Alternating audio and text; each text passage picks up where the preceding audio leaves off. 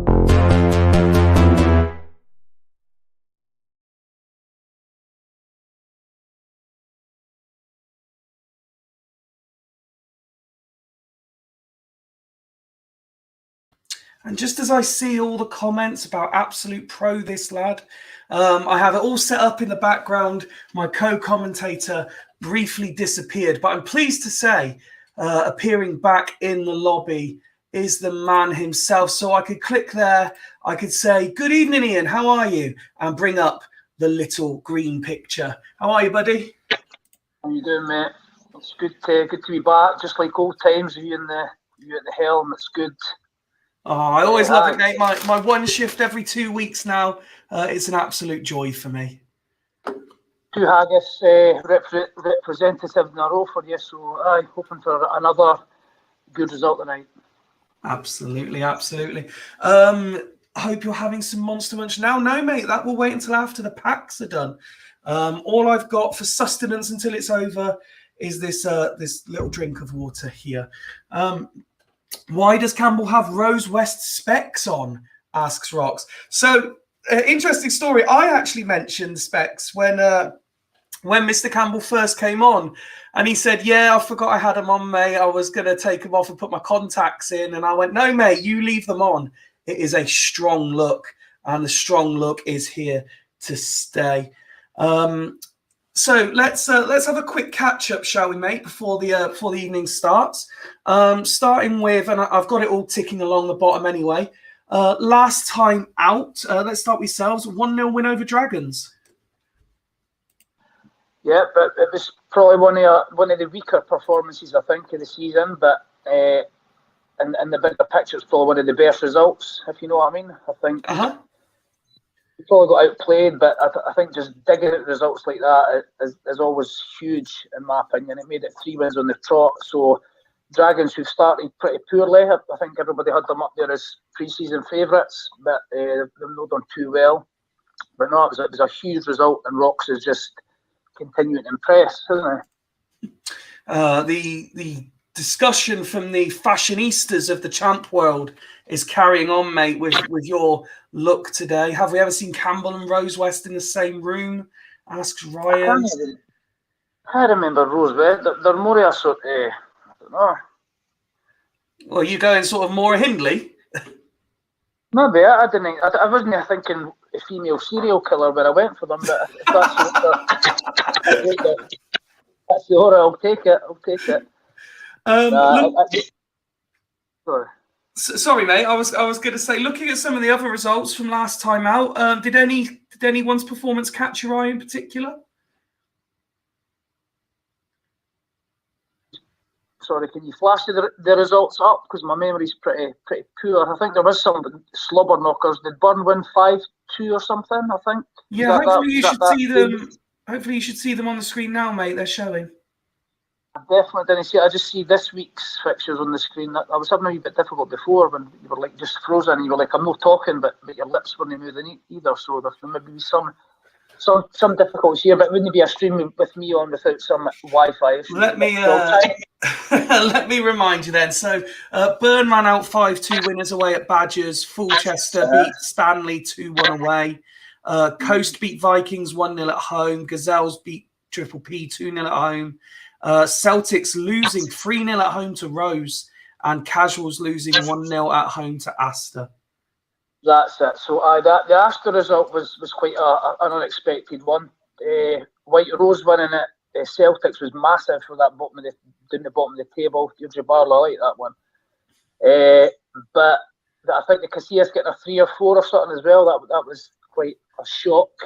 Yep. But I think the level result was probably one of the more standout ones for me anyway. But Tortuga in the bottom of the league doing exactly what everybody really thought they would. No impress. So I think we've got to win it this year now. I've got the feeling in your stomach. Got the feeling in my stomach. Aye. Good lad. Well, let's get started so that it's not a late night for everyone. And I have had a request for early Vikings. So let's have that early Vikings. They are at home to Casuals.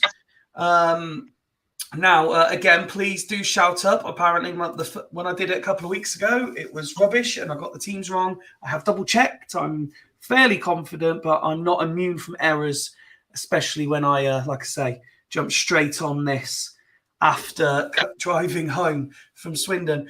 So Vikings have gone with this lineup, not too dissimilar from last time out, but they've gone with a 1 behind 2. And it's Romeo partnering and Penza Totti in behind. I will carry on as Iain has disappeared off the screen momentarily. The interesting choice for me is Bishkan in central midfield.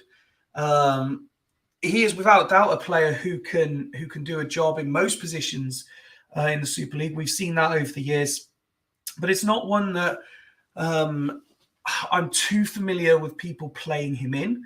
But again, I fully believe he's capable. Duff and Robin, two still very young wingers on the game. And we still look to see what Mpenza is going to show up. And so far, Iain, now that you're back on screen with us. It looks like somewhere back to his best, 4 in 7. It does, mate. Sorry, I was just trying to find a different array of glasses here. I've got some joke glasses and stuff, so I'm going to try and dig them out and see what everybody thinks. I've got several pairs. You've definitely given me a bit of complex now, so I'm going to have to get new ones. But now I've got a huge array of glasses, like kids' glasses, joke glasses. I was trying to find them, but you'll need to give me a wee bit more time. So I still can't see what you're looking at the screen. It's still just the fixtures there. I don't know if it's my end of the line or no, but you were saying somebody was impressing. Was it in pens or was it? Yeah, I was just. This could prove a problem if your screen's frozen. You can only hear me, but yeah, I'm clicking on Mpenza at the moment. 4 goals in 7 games this season. It is, and it's just I hope that he does what I believe he's capable of. He's definitely one of the best strikers. He can be a wee bit injury prone, well, he has been in the Super League anyway, but he's certainly one of the top strikers in the game in my opinion. So I would have him at Haggis any day of the week. Fyfie, should I try and come out and come back in to see if the screen's going to, because it's just on the fixtures, the Knights fixtures list. That's what's on at the moment. If you want to, yeah, I'll take over into casuals and then we'll see if it puts you back in or not. But because the ticker's moving fine, I can see you, but it's just frozen on the thing. So I'll try that, mate. Right, I'll pop it and come back in. I might still be able to have this. See. Right, cheers. While Iain works on his visual, a look at the past meetings. Not exactly high-scoring affairs, these, but 2 sides of real quality. Casuals have won both games between the sides previously on this save. Cmsl Roberts making his first appearance of the season. Let's then have a look at casuals who also changed their tactic up from last time out. They played that solid sort of block of 4 with 4 in front and 2 up top. But they mix it up for this one. And the one thing that did stand out for me, we were just talking about Mpenza. Patrick Kluivert is absolutely doing it early in the season, of course, but 8 in 7 and also with an assist as well. A player very much maligned for his performances in the Super League generally, but Hodgie doing what Hodgie is capable of and showing what these players can do. Let's just see if Iain is back. Oh, wow. Oh, this could be an interesting evening. How's the visual, mate? Can you see everything okay? I can see a lot more clearly now, mate. Yeah, I just put my working glasses on and I can see everything fine. See Patrick Kluivert on the screen at the moment. Lovely. Yeah, just saying how he's had many seasons where people saying he's not up to it. He doesn't do what his stats suggest, but 8 in 7 is a good start this year. As mate, he's been on fire, hasn't he? He's probably impressed just about as much as Shigalko, but I think the thing with Kluivert is will he be able to keep it up? I know he started on fire, but is he going to drop away a wee bit? And maybe that's when we'll see Casual struggling a bit. But at the moment, he's certainly, he's top form at the moment. Again, as always, please, to everyone watching, send through your predictions in the chat. Iain, for the first time tonight, Vikings Casuals, what's your score prediction, please? I am going to go for a 2-1 Vikings. Again, it's frozen on Kluivert, so I don't know if it's something I'm doing on my Fyfie, but it's just on like Kluivert Casuals. I don't know if I can look about it. But I'm going to say after Vikings home win, mate. Okay, Vikings home win. We kick the game off. Plenty of action in the opening 5 minutes, but no early goals just yet. Kluivert with a good opportunity there. And now Haggis play their way back. Vikings. That's because I was looking at you. Vikings play their way back into it, force a set piece or two. As we approach halftime, Casuals looks like they're ending a half stronger. But here come Vikings themselves. Very end-to-end, but have they managed to carve out chances of genuine opportunity? Let's have a look. Halftime stats. Iain, can you see the stats or has your screen froze? It's frozen on Kluivert. Is it something? Can you share like the live thing with me, or is it definitely something of mine? Because the ticker's going okay. I can see you, but it's frozen, mate. Yeah. Well, as far as I can see, everything on the live feed is showing correctly. It's half-time, 0-0. The stats are up on the screen. If people in the chat can let us know if you're struggling. It'll just be mine, but it's frozen on Clive. That's all it is, mate. I don't know if it's... I don't know. Very odd, very odd. Well, the stats suggest 2 attempts from the home side, 3 from the away, 1 of the 2 on target for Vikings, all 3 on target for Casuals. Pass completion very similar, 67 meets 68. Tackles 1 exactly the same, 69% each. Vikings dominant in the air. Casuals perhaps just shading it based on those stats? I think so. I genuinely that just sounded like a noise fight. My attention span is very, very poor, mate. I was pushing buttons on the boat. I'm going to have to come back in because I'm just staring at Clive here, and I'll be worse than what I would be if I could actually see what was happening. Go on, mate. You come out again, and I'll let you back in. Don't know if that's something I'm doing or not, mate. But we'll try this. But if it's going to be like this, I'll just I'll no keep. If it keeps staying like this, he'll know, and we'll never know the end of that sentence. Anyway, having a look at the home side, not terrible ratings. Romeo not exactly setting the world on fire, however, getting his opportunity. More output required from Robin as well, and Walker having one of his quieter games.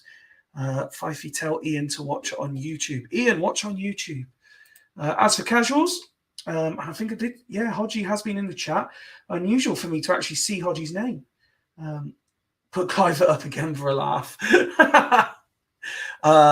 Ratings not too dissimilar. Plenty of 6s. Just the 1 8 in there. That's for Decor, who interestingly is the center of the 3DMs from memory for Casuals. I saw the earlier comment, never had anything from 3DMs. So interesting to see if either manager does anything at half time. While I wait, Iain is waiting to come back in. Let's see if it's third time lucky. How's that, Iain? It's frozen on the... Is that political? So it's frozen on Vikings at 45. So I'm just trying to get it on the laptop, mate. So I can try and do that. So I can still hear you, but obviously I don't know what's going on with the link here. That's fine. So Mpenza and Romeo swapping sides till half time is the only change for Vikings. As for Casuals, they also want to roll. So we go to 60 with no alterations as such to the 2 sides. Fucking hell. And then all the time flies by. We've all skipped from sort of 47 to 72 with nothing happening. So we pause the game there and offer hashtag FreeZeezy. Says Tato. Iain dial up Campbell says rocks. I will put the little green graphic on again if it gets to the point of working, just so that it looks pretty for those watching.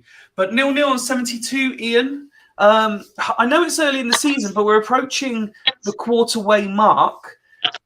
Is it still okay for people to be sort of settling for points, or do they really need to... We use the word momentum at times. Is it important to be picking up wins early? I don't think it's at a crucial point. I mean, draws are still good. I mean, both Casuals are taking a point at Vikings wouldn't be the worst result, and even Vikings picking up a point against Casuals wouldn't be the end of the world. I think it's when you really start to get cut adrift like 10, 12 points at this stage, that's when it becomes difficult. I mean, the Dragons running 10 wins in the trot isn't going to happen very often, is it? So I think you didn't want to be getting too cut away, but if you can just stay in that sort of middle pack, maybe like 4 or 5 points, maybe even 6 behind, I think you're still all right at this stage, in my opinion. Okay. While we wait for any word from Jens, let's have a look at Casuals. Ratings do appear to have slightly improved.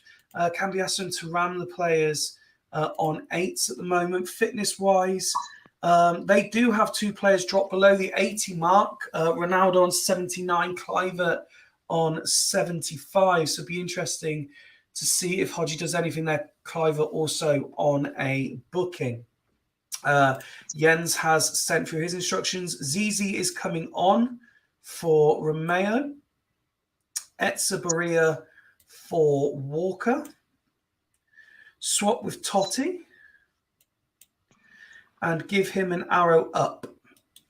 So attacking changes for Vikings, Iain. It is indeed. I'm just trying to get YouTube up on my laptop, but it's saying that the browser's no fucking something. I don't know, mate. So, I apologise for the technical things again. I don't know if I should try dropping out, but I'm just going with your voice, Fyfie, and again, as I said, I'm not very good at doing two things at once. Trying to fucking get my laptop to work and listen to you, but so it's still 0-0 at the moment. Is that right? Yeah, 0-0, 72 minutes. Both sides have just made changes. Hodgie has done Lopez for Ronaldo. So that's more like for like. Vikings have been a bit more attack-minded with their changes. Right. Well, I hate Ronaldo anyway, so again, I did think it was going to be tight. I thought it was 2-1, but I think there's going to be a goal scored here. I still think the Vikings might do it. I've no idea what the game's been like, how it's played out, but I'm going to say Vikings still 1-0 here, mate. That's what I'm okay. Well, Casuals have the attacking set piece, but unable to convert. Cambiasso robs Mpenza, and now free kick awarded to Vikings. Totti puts it forward, deflects off the wall, and Lopez comes forward. We're into the final 5 minutes, still 0-0. Zambrotta. Still Zambrotta. Cliver, Decor, hits the crossbar. And Vikings manage to clear. Cambiasso, though, picks it up. Etzeberria with a tackle. Sets off Mpenza. But Mpenza puts it over. 3 minutes to be added on, which we're into now. Cambiasso to Veron. Zambrotta, Lopez. Cannavaro gets booked. And it's Veron with a free kick. Petticosa does well, though. 1 more minute of added on time. And here comes Mpenza. And Roberts! Yes. Sylvester does the foul, gets booked, but that was enough to waste enough time and see the game end. Vikings 0, Casuals 0. And if you can't see the stats, Iain, you have not really missed anything looking at this. That's good. But as I say, a draw, not the worst. Casuals, I think they lost to Aston in the last game. They weren't want to be starting to lose 2-3 games in a trot, 2 games in a trot, whatever it was. Mm-hmm. So I think they'll both just take the point and move on, to be honest with you. They're both strong teams, maybe cancelled each other out. I'm still stuck on the half-time thing. I'm trying to get my laptop to work, but I'll try and do what I can. No worries.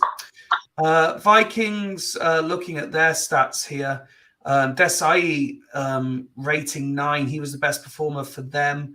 The substitutes never really got too involved in their 20-minute cameos. And how's Clive looking? Asks Ryan. Well, that was 90 minutes of spreadsheet text I won't get back, says Jens. It was Cambiasso, though, who got man of the match for Casuals. He, alongside Lilian Thuram, rated 9s. Lopez, equally ineffective in his 20 minutes off the bench. Ultimately, I think it was a fair result, looking at the stats, and probably, as you say, as the away side, a better point for Casuals, Iain, than for Vikings. I'd say so, mate. I think so. I'm just getting I think I'm on the letter mark. In fact, here, I can see it now. Here we go. Happy days. I don't know if I've got the volume up, but I'm there now. Couple of 9s in there. Desai has been impressive, hasn't he? He's been good. But it's a point apiece is not too bad, mate. Well, we move on to the huge match between White Rose and East Coast. And I'm going to avoid talking to you about the obvious when it comes to White Rose, as there seems to have been some shenanigans to do with weekend drinking. Let's keep it on the pitch, though, and let's have a look at the home side, who go unchanged.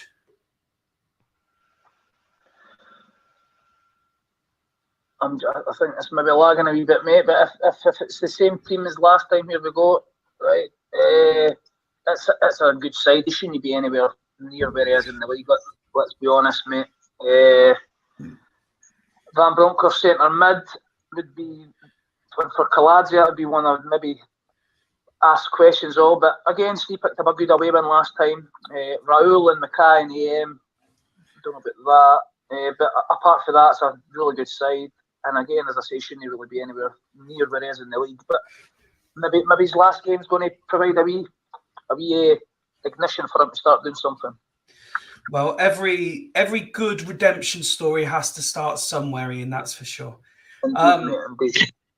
It's a strong side for me throughout. It doesn't have any obvious weaknesses to it, but at the same time, it's not the strongest side in the world. And there are players who still have question marks about them. Raul still has question marks about his Super League capabilities. Pizarro, to an extent, still does as well. On the other hand, he's got players like Vieira and Lasisi who have excellent track records. So it's very interesting to see what Rose do. 2 meetings between the sides have both been won by the home side. Rose beating Coast 1-0 in this fixture last season. Coast beating them 3-0 at home. Let's have a look at the away side. Yes, question marks over Raul, Ian. Yes. Bingo card. Question marks about them. Coast have welcomed back Mark Cohen to the starting 11.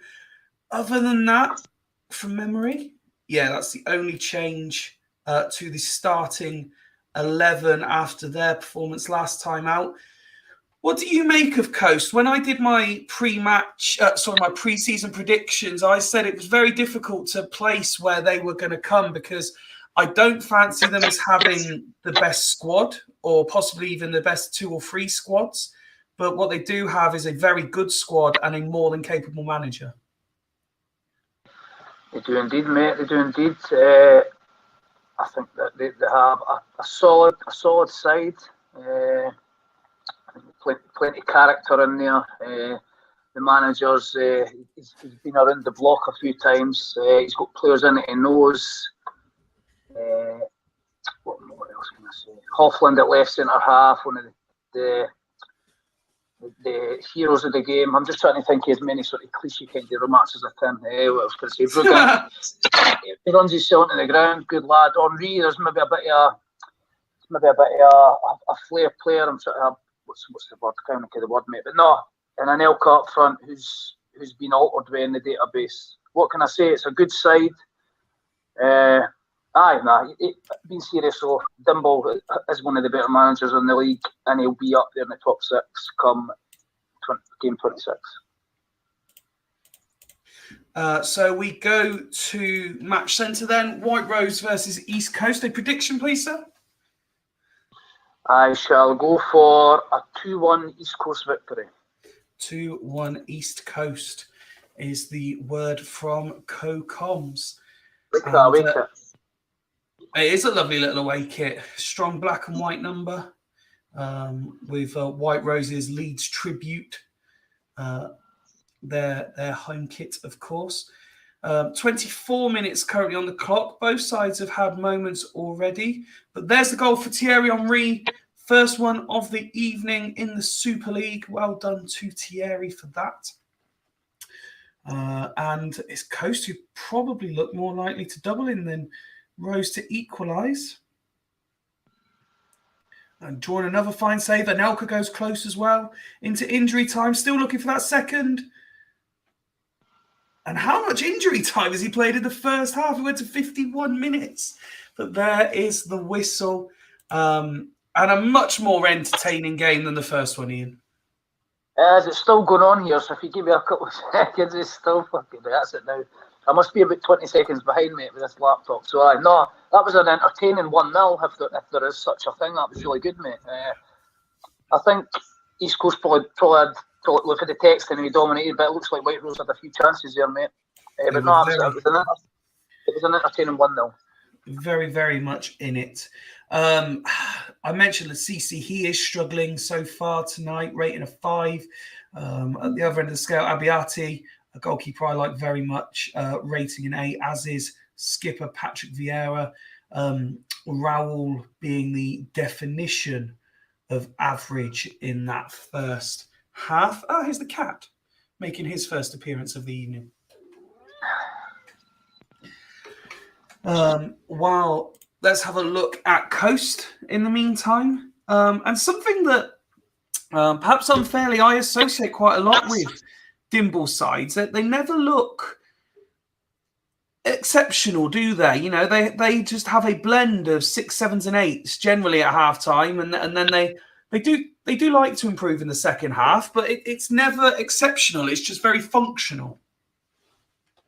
That's it. See, I've had a few home saves, and I've had sides that maybe the majority get 6s and 7s, but like your strikers will get like a 9 and that, and it just seems to work. And you've not got like it doesn't look so pretty on the eye, like 8s, 9s throughout the side, but personally, I can handle having a few 6s if you're going to win games. Yep. I would imagine Dimble can stay. So I don't think he's too bored about half-time ratings or ratings at all, to be honest, as long as he's winning matches. I think that's the main thing, isn't it? The 3 points at the end of the day. Dimble going no changes, no word yet from Steve. Have we seen Steve in the chat? Is he even here? Or is he still hungover from his weekend exploits? I'll give him like 20 seconds and then we will carry on with this. When you look at the two benches, particularly in this case, Rose as they're losing, obviously Luca Toni, if it's Luca Toni of a couple of seasons ago, but there's not much. Oh, he obviously did not want to talk about Luca Toni. Iain, are you back? I'm here, mate. I'm here. I didn't even know I'd left, but I'm here, mate. George, that's I like. That's a player I love on home saves for left midfield. He would possibly be somebody I'd be looking at. I mean, I know he's playing wing back, so you'd have to maybe push him up a bit. It'd be maybe something he's looking to do at 60. Luca Toni, again, I'm not really a huge fan, but home saves he can get great. So he has got options. Steve has got options. It's whether he wants to really get that big ball sack out and go for it. It's up to him, really. It's in Benidorm, so that could happen, couldn't it? Steve, I'm being told, is in Benidorm and clearly isn't watching this, so no changes for him. Get out of the way. As for Coast, however, let's see. They've got 4 yellow cards at this point. Is that a contributing factor to decisions? Henri, half an hour to play on 78%. Maybe a factor in Dimble's thinking as well. How many of these things, I like to highlight them when I'm doing the presentation, Iain, how many of these things do you actually consider, such as the yellow cards and the fitness? Yellow cards, maybe if it's like the only time I would probably really worry about is if I had a big game coming up and I wasn't wanting a suspension. Fitness 78. If it was maybe, I don't know, 70, I could probably go with it, but the chances I might pick up an injury. If I had a decent option on the bench, which I didn't really think he does, Stanic, maybe I'd consider taking him off, but not really too much, to be honest with you. Fyfie, there's some of the guys in the community say it's fitness is a myth. I'd maybe be inclined to agree with that, I think. Stanic is coming on for Brujink, is the change for Dimble, and that is it. So let's resume the action. Half an hour to play. Still 1-0 to the away side. Can Rose force their way back into this? We slow it down slightly with just a little over 15 to play. Out for throw-in. It's more like a war of attrition this second half than a football feast. Anelka put in the latest chance-wise. This will be a piercing blow to Steve. Oh, dear me. Neville was body checked by Henri, goes down. Now Guerrero from Bronkhorst. Neville, Mackay, 30 yards out. Kaladze, but Henri manages to get in the way. 5 minutes ago, and here come the away side, but they lose it. 2 minutes is all that is being added on to this one. Molesky, Ortega, Stanic. Oh, the keeper doesn't get there. And the substitute on his debut. has surely won it for Coast.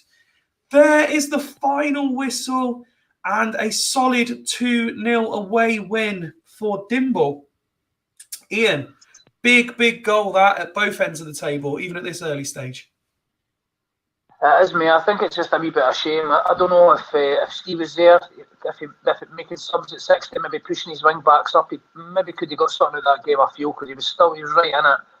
But I think I'm not being there, not making any changes. I think it's probably giving the game to Dimble, but credit to Dimble, he's made a sub and he's came on and done the business. But a good win, a good away win, should I say, for East Coast. Absolutely. A look at the stats. Raoul continued to be average and offer his side virtually nothing. Couple of yellow cards, crucially for Vieira, who was the pick of the players. One of 3 to rate 8, but nothing special in an uninspiring performance for Rose. Let's have a look at Coast. Henri getting man of the match. Substitute Stanic. Not having a great deal of involvement, but what he did do was score, crucially, the goal. No additional yellow cards picked up. That is a perfect, if you look at the ratings as well, perfect away performance, isn't it? Clean sheet, 2-0 win. Everyone bar Bruges playing well. They were, most of them were on 6s at half times, weren't they? 6s and maybe 7s, but that's a really good performance. Sub coming on and getting an 8 as well. Henri man the match. No, that's just as you've just said, a solid away performance. Congratulations to Dimble and Steve when you watch this back. Unlucky. We don't want Burn Haggis, so let's go to the top of the list. We'll go to Triple P versus the team affectionately known now as Swanley. And here is the team. Again, not too many changes. I noticed that, and I said this the last time I presented, managers tending to stick with their players at the minute, not making a wholesale changes. Petit and Larson, though, in for debuts for Stanley, Iain. I think Swanee, well, for speaking to him, that he's willing. I think his patience is running out a bit with the way things are going. So I might expect to see some changes coming soon. But he's got a good side. I like it. He had Scally and MC with the arrow before. I didn't think that was a good idea at all. But yes, he's sorted that out. Montella had potentially be one of the best strikers in the league. Absolutely. David Collins, one I like. Did you click on David Collins for his Fyfie, if that's allowed? Yeah. I'll maybe see it in the next 2 minutes if you just bear with me. Still didn't. Still not up yet. That's just. I'm just trying to see how slow it's running. Still not up. Now that's him up now. So there you go. About 30 seconds. Looks okay actually. Pardon me. So a good side. It's after a good start. He's faltered a wee bit, but I think he's got enough quality there to not be worrying about finishing in the bottom 3 type thing. Look at the pass meters between the sides. Stanley have won them both without conceding, so something for Swan to try and maintain. As I say, 2 debuts lined up there. As for Triple P, I've got to try and remember because he did his different to everyone else. Melito comes in at the back. Brozek and Makoku play in attacking midfield. And an interesting subs bench. Del Vecchio there, Wellens, Richards as well, alongside Nick Matulin. So a strong Triple P bench. What do you make of Triple P? I gave them a lot of abuse last year, saying that their squad was a lot more capable than they were showing. Again, still early days, but still in that sort of slightly higher than they finished last year, but very, very mid still. In that pile of 7 points, 1 point off the bottom.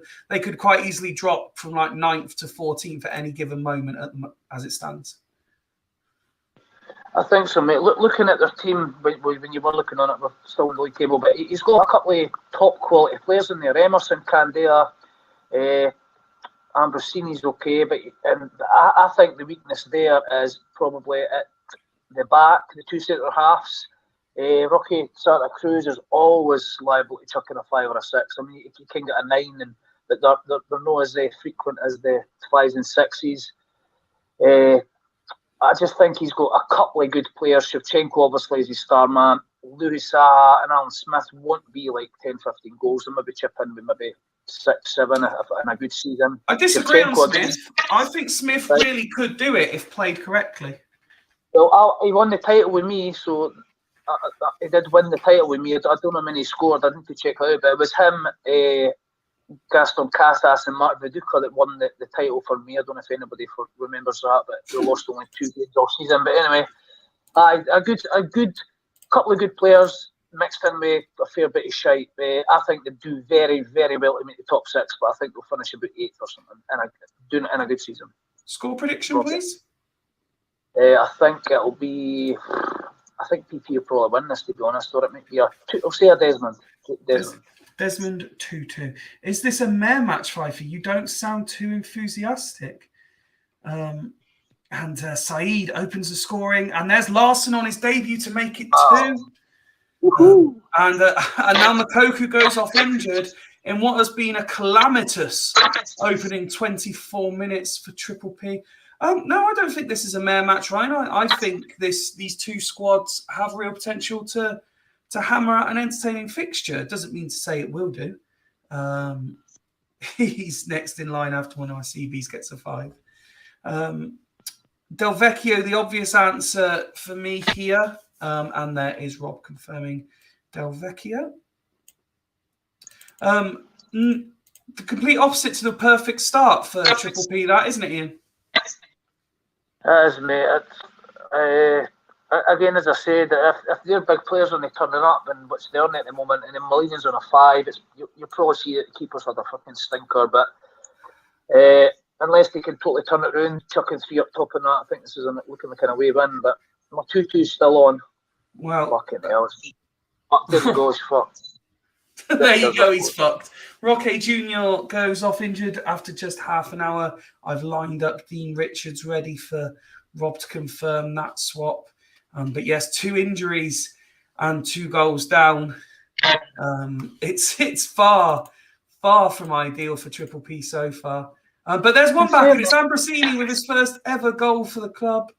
I was going to say, in saying that, Richards isn't that much worse than Rocky Jr., so it might not be the end of the world.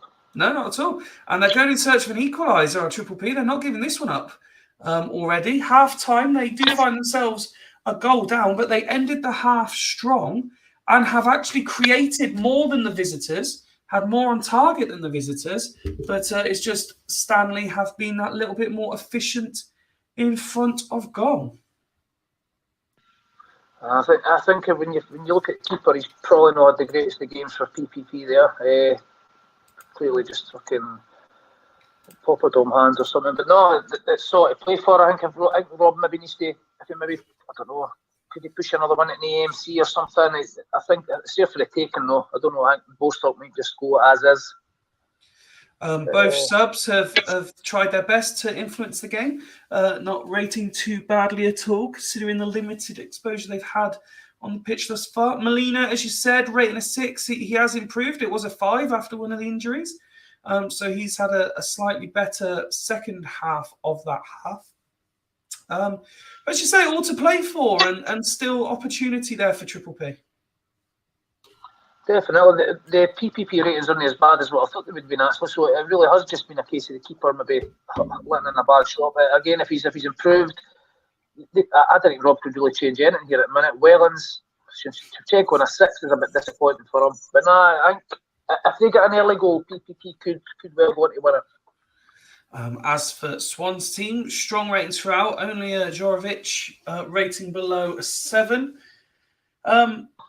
If anything, the only thing I'm really looking at there is maybe I'd want Baumer to be a bit more involved if I was being particularly picky. But other than that, it looks pretty solid. Baumer, I love him, but he's never really done had an outstanding season in the Super League to my memory anyway, like a Zero type season. He's very much a 1 in 4 seasons where he's exceptional. I'd totally agree with that. Can on an 8's brilliant because we know he can throw games, but the rest looking good. both sides here, this could go in either way. I mean, as I say, if PPP get the equaliser early, they could go on to win it. But again, if Bostock could even just hold out or get the early goal, again, both sides really are in this. Looking forward to the second half when I see it in about 7 minutes' time. Well, I saw Swan in the chat earlier, so I'll give him 20 more seconds. Otherwise, I will carry on. But it will certainly be interesting to see both this game and the last one. Entertaining first halves with lots of chances, especially by comparison to game number 1. Nothing through from Swan that I can see. So we will carry on to 60 and see what happens there. Could go either way on the bingo card. We've reached the hour mark, still 2-1, but Triple P still trying their best to get back into this. Again, you kind of mentioned it earlier, Wellens is the only option, but how does he improve the attacking output of this side if he was to be brought on? I think he'd have to go like 2 up top with 1 in behind or something. Maybe push Delvecchio up top. Put Brozic in AMC. It's probably something I would do. It's about all he could do, to be honest, unless he wants to take one of the AMCs off and move Wellens into the centre mid. But I would go sort of 2 up top. I'd probably push Delvecchio up alongside Shevchenko and have Brozic in behind with an arrow. 3 up top, it looks like he's going for, I think. He is. So Wellens is on. Both he and Emerson get arrows and a 3 up top. You said you wanted to see them go more attacking, but maybe not quite like that. I probably wouldn't have done that, but I think 2 up top, but you never know. I mean, I'm not a big fan of 3 up top. I think it doesn't tend to work a lot. But we'll see. We'll throw up the Stanley tactics in case Swan is there. Give him 30 seconds or so. Plenty of options on the bench should they want to change anything. Jackson Collins from attacking perspective. Honcho very capable as well. And a lot of versatility in the players on the pitch to mix things up. There is indeed. Larson, he asked me about Larson, and I hate him. But so he's obviously asked somebody else if you should bring him in. I don't think he's very good in the game at all. I know you love him, you like him, so. But no, I think he'll go as is. If he was here, I think he'd probably go as is. What's the ratings like? In fact, there's no point in it because it'll take ages to come up and we'll see it. But no, I think if he was here, he'd probably go as is. He's still in the lead. Whether he'd want to maybe have a look at what Rob done, but I don't think. I personally don't think it'll work what Rob done. But anyway. Okay. Well, we slow it down on 76. It's still all the pressure coming from Triple P. Stanley just cannot get out at the minute. Moving towards the final 10 minutes. Emerson clears. Baumer, Patsasoglu. But it is over the bar. 5 minutes remain. Montella. Petit gets in the way, but Keane picks it up.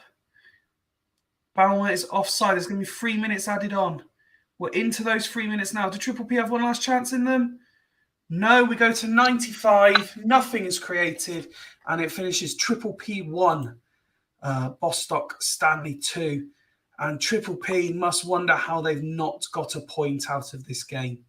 Because they have created plenty of opportunities, have plenty on target. And I'm expecting to see Oliver Kahn pick up a Man of the Match award. But before we have a look at that, let's have a look at the home side. Solid ratings throughout. I don't think, other than the result, I don't think Rob will be too disappointed. There was a lot in that. I mean, Shevchenko has had 5 of the attempts, 4 of them on target. He's done no yellows, no reds, exactly. He has done very, very well. Both Shevchenko and Rob has done very, very well there to come away with nothing. Harsh on the performance, I would say, Iain. I'd say so. Look, he's pretty much dominated that game. I think his strikers just no on form. Shevchenko just doesn't. For me, his ratings and that look lovely, but he's just never going to be like Shigalko level. But it is really unlucky there. I mean, his ratings are not too bad across the board. It's maybe just one of those games. But when you look over at Bostock, can probably, or one of his centre halves probably will get man of the match, I would imagine. Well, it was actually Henrik Larsson who got man of the match for his goal contribution. Could be that.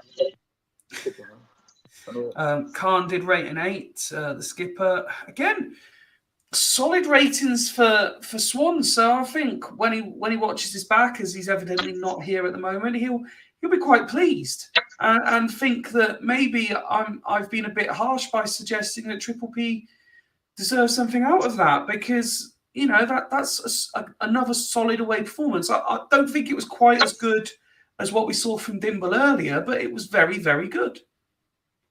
It doesn't really matter if teams get outplayed. That's something that's annoyed me in the league as well, when guys are moaning that we fucking dominated, outplayed you. You never scored as many goals as fucking whoever else, so you never won the match. It's as simple as that. Fucking if you had 25 shots and you had 4, unlucky. But if they scored a goal more than you, take your medicine and move on. That doesn't know. But anyway, well done, Swan, and hard lines Wob. We move on to Dragons against Celtics. A battle of sides towards the bottom. I believe, if I'm right, but both of these sides in that group of 3 on 6 points. And we have already seen Rose lose, so big opportunity for both of these sides here. Bowyer in the midfield next to Bosvelt, Lizrazu and Cafu out wide, Hagen partnering Nesta. I'm never sure what I think of Dragons, because they always strike me as a team of, like, I think I predicted them to finish second, looking at their 24 as it was for game week 1. But I'm looking at this team that's been put out today, and obviously there are absentees or whatever, but I just don't think it looks as good as I thought it should. Me looking at it, can you click on Hagen for me, please, if that's allowed? Yeah. This will take ages. I've just not seen him. I just fancy a wee look up. But looking at the team there, the only is it Ndai is the only one that's out at the minute, because I think Boyd was missing, but that looks decent to me. He's got Lizarazu and Cafu, 2 of the best in the game. Nesta again, one of the best in the game. Foy's decent. Hagen I was wanting to look at, but apart from that, Boyer, Bosvelt, Ronaldinho back, Constantino. That's a good side. Hagen looks decent. He looks very good, doesn't he? He looks very good. So that is still a good side. I mean, you can't be saying, because we've got loads of. I mean, he's missing Ndai, who's going to improve him. But no, I think that's a decent side, mate. Oh no, it's definitely decent. I don't know why I just have it in my head that on paper they look better than this. But of course, they've got that front 3 who have been the tried and tested front 3 for some time now, and proved to be very difficult to stop. A good side, mate. Again, the Dragons, they never won in 10, and I wouldn't worry too much about them, but they need to start now, I think, because other teams are in good form. I mean, we're going for 4 unbeaten, and we are, you wouldn't say we were one of the better teams. I think anybody fancied us, or if they did, they never mentioned it. You've got Northern Bond who are going to keep winning. So I think Dragons, I think they need to start doing something in the bit now, picking up points. So this is a big game, actually. This is a big game for them. Yeah, no, I agree, and it's an interesting one, because I normally you can sort of decipher sides, but they just seem to be consistent. Like I use the phrase consistently inconsistent, but that's not even them. They're consistent. They're either good for a good long period, and then they're average or poor for a long period, and then they go good again. It's bizarre, but it's comments like this that I find interesting. We've played 5 of the top 6 in our first 7, lads. No shame, but I was having a conversation with a couple of people after the Swindon game on Saturday, and I said, if we have aspirations to be in the playoffs, we can't be saying it's okay to drop points to teams in the playoffs. They're teams we should be targeting for points. So it's like, when I read this and Duggan's saying we've played 5 of the top 6, yeah, but you should be targeting the sides that are in those positions. Otherwise, you're going to fall behind them. What's the point in saying it's fine to drop points to them? Because then if you're in the playoffs, you're only going to lose to them anyway. What's the point? think that's just. I agree with what you're saying. I think that's just something you've got to say if you've not picked up enough points. I think it's just an excuse, basically, just to say. It's excuses, in my opinion. I would say the exact same, but it is an excuse if you've not picked up enough points. But looking at that side, I fully expect Dragons to win tonight.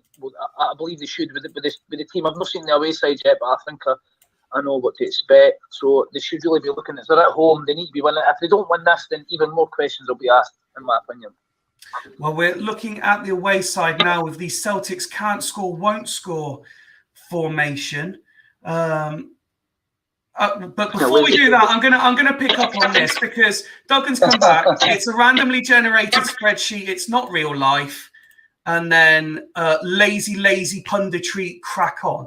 It's not lazy punditry offering an opinion. You just don't like that every time I'm on, you seem to be down the bottom of the league, not doing well. So I'm asking questions how a side that has the capabilities your side have are consistently down the bottom of the table.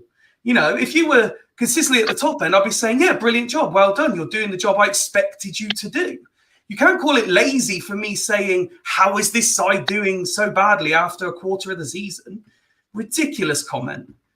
Anyway, as for Celtics, Gattuso at right wing back was the thing that interested me here.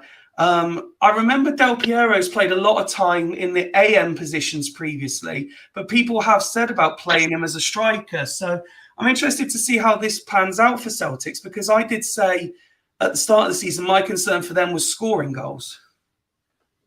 Well, that's fucking disgusting. It really is. I mean, he's went out and he's signed fucking players, the player sent him away, and how he's ended up with Del Piero as his lone striker and fucking Gattuso at right back is it's unbelievable, really. Gattuso, I know he's right-footed in that, but fucking come on. I mean, I just didn't get it. Rosick and Danielson were never going to be fucking starting EMCs in this league. On home saves, I've seen them both do well. Del Piero is no fucking a central striker, in my opinion. I know he's done well in EMC. That's big names, though. Looking at the individual names, it's not a bad side. But I just didn't get why he's having to play fucking Gattuso. Has he got an injury or something? He didn't click on it because it'll take ages. If you can just tell me, has he got an injury at right DMR or something that he's having to do that? Or is this like he's choosing to do that? No. So there's nothing in the current first 24. There's no absentees. Right, so he's just right. He's maybe looking just to toughen it up a bit. I don't know, but I don't. It's not something I'd be doing, and he's took time to go and build this side, and it's still, I'm going to have to comment, he went so light in attack. I don't know why. I even offered him fucking the likes of Elber and stuff just because he had nobody, and he deliberately done it, and I just think it's going to be a mistake. Looking at the past meetings between these sides, Dragons have won the last two. Now, evidently, some people are going with it's just a spreadsheet, it doesn't matter. But do you think that as part of the game engine, history does dictate that people can go on runs of form against certain opposition? Well, there is a rivalry set, and it is set into the game. I mean, there's a rivalry. There's a rivalry between clubs. I mean, when I think it's Bostock myself, that seems to be a big rivalry, and the board are like more happy and stuff like that. So I think yes, Greaves has not beat me in about fucking 5 seasons. So I don't know whether is it in the game or is it just managerial competency. People say it isn't, so it must be in the game then if it's just if it's a random spreadsheet. So no, I think there is wee bits involved, but it is a game at the end of the day. But let's I'll be honest, it does mean something, doesn't it? So guys are going to get upset when people say things, but that's why we're here, isn't it? No, absolutely. And it's that whole approach to having that sort of professional pride, if you like, is what steers people on to carry on trying to improve themselves at this. So we got Dragons against Celtics. A score prediction, please, sir? I'm going to say it should be a 2-1 Dragons will win. And if it isn't, then questions will have to be asked. Oh, no, we can't ask questions because apparently our opinion means shit and it's still early in the season. So if they don't win, then let's just praise them for turning up. But they are off to a good start. Looks like they're building the early pressure. Big game at the bottom of the table. We were 14 after 10 last season, heard the same pattern. A long way. There is a long way to go yet. And as I've said, you should be a top 3 side, which is why I'm disappointed when you're not. You are underperforming is the point I am trying to make. But you don't like to hear that. So I will judge you at the end of the season when you've got your medal at last at the 15th time of asking with 7th different club or whatever it is now. Constantinou has given the home side a deserved lead. Dragons 1-0 up as we approach the break. Yellow card for Bowyer on the whistle there. Celtic's not really having the desired reaction to go in a goal behind. Dragons, to me at least, as I click on the stats, probably deservedly leading. A little bit wasteful in front of goal, perhaps, but crucially, they've got the goal that separates the sides.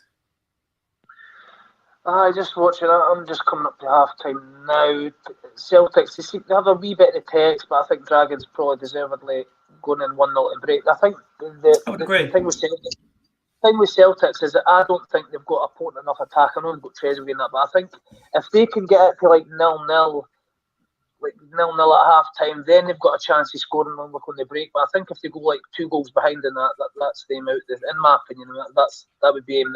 It didn't seem to be a team that's going to score 4 or 5 goals.